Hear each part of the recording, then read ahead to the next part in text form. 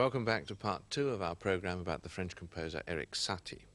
Pat Gavin, whose cartoon film we're just about to show, was born in London, went to Hornsey College of Art, and now works here in the graphics department of London Weekend Television. You've probably seen his work before. He drew the opening titles for Two's Company, ordinarily Two's Company, but contrarily we disagree, no matter what it happens to be. You're the perverse one. And Just William.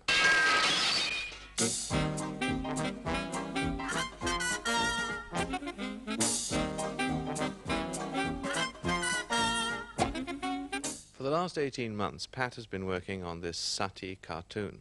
As part of his research, he went to the Paris suburb where Satie lived and where children still learn the piano by playing his music.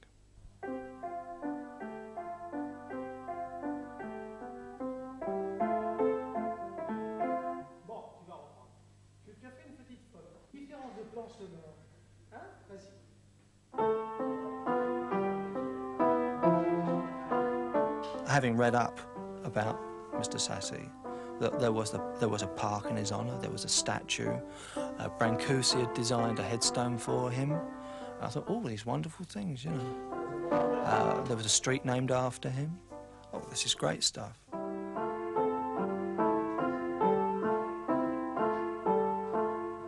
So when I went there, I went to the park, which was a piece of waste ground with a wobbly bit of old fence in front of it.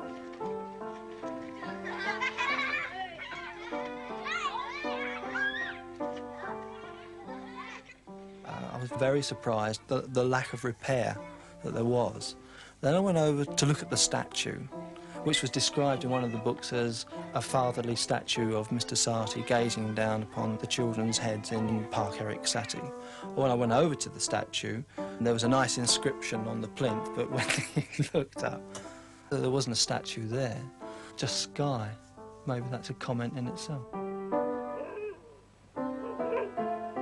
We went round to have a look at the street that was named after him, and it seemed apt that it would have to turn out to be a dead end.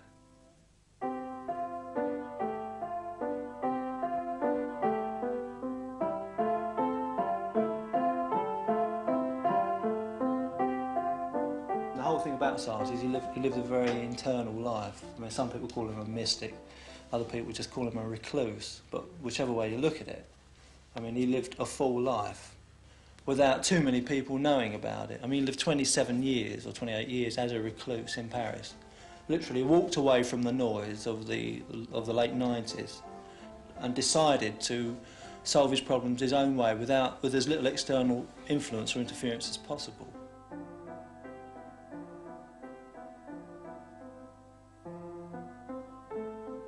He never let anyone come up to his room. It all really went on in that room. I mean, the language that he came up with was very much involved in that room and with our kind, in very sort of simple surroundings. Unlike Wagner, who had to sort of bathe himself in silk before he could get a note, you know what I mean? I find that very exhilarating. Imagine we're travelling right across Paris and looking directly down, you know, to almost like a helicopter type shot.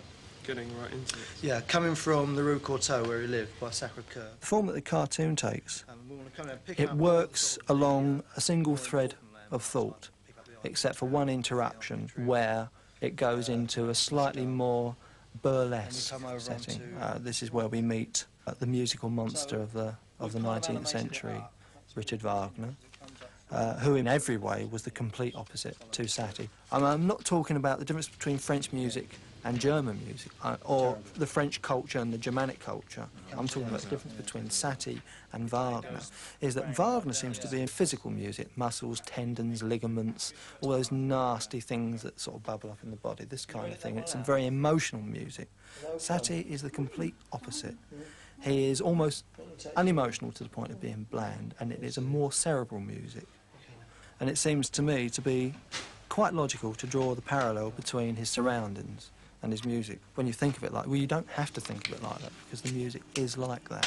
It seems at the very most to express a single line of thought. I mean, the gymnopodes, we're coming back to the gymnopodes because that's the simplest piece to actually talk about. It's a single train of thought which never begins and never ends. It's just like an horizon line.